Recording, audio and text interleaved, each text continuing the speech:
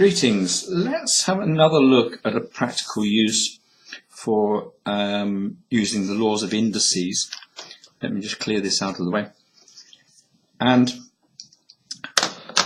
how we can use the laws to simplify an expression so that in future when we use the same calculation we can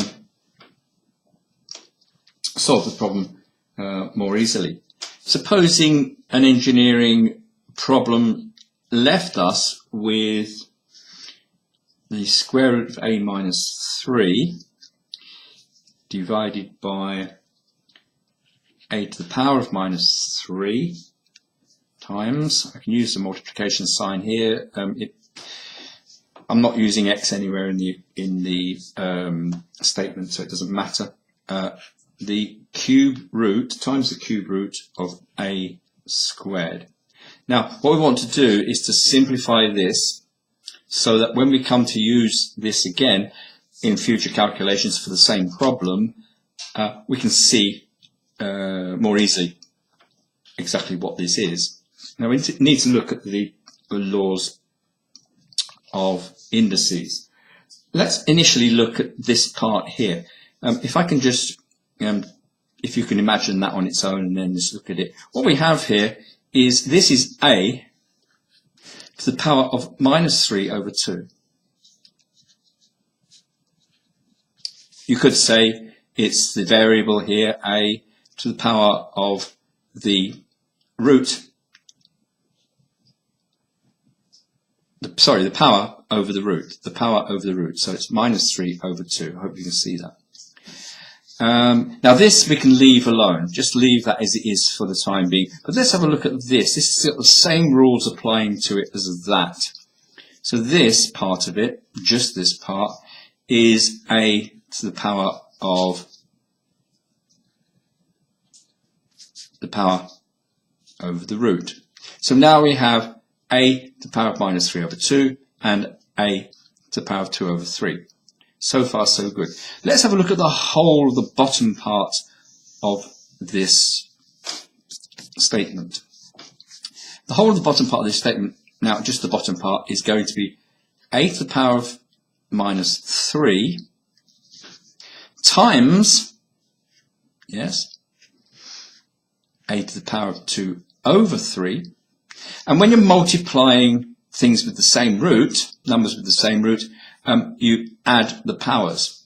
So this equals a to the power of minus 3 plus 2 over 3. Now, minus 3 plus 2 over 3 happens to equals a to the power. Now, minus 3 plus 2 over 3 is going to leave you with 2 and 1/3. Now, don't really like this, so we should turn this into an improper fraction. So we'll call that a equals 3 times 2 is 6 plus 1 is 7 over 3. So far, so good. Now, but, I beg your pardon, this is minus, so therefore the answer is minus. So all of this comes down to this. We add the powers and we have a minus 2 and 1/3. I don't like mixed numbers as indices, so we'll change that to a equals minus 7 over 3. So that is the bottom part of our fraction. So I can draw a line there and I can put a to the power of minus 7 over 3. I hope that's clear. Now let's go back to the top part. Well, the top part we agreed was this, which is a to the power of minus 3 over 2. Now, when we want to divide fractions, what we do is we subtract the powers. So this is equal to, when you divide fractions, you subtract the powers, is equal to minus 3 over 2 minus 7 over 3. Now that equals minus 9, sorry, a to the power of minus 9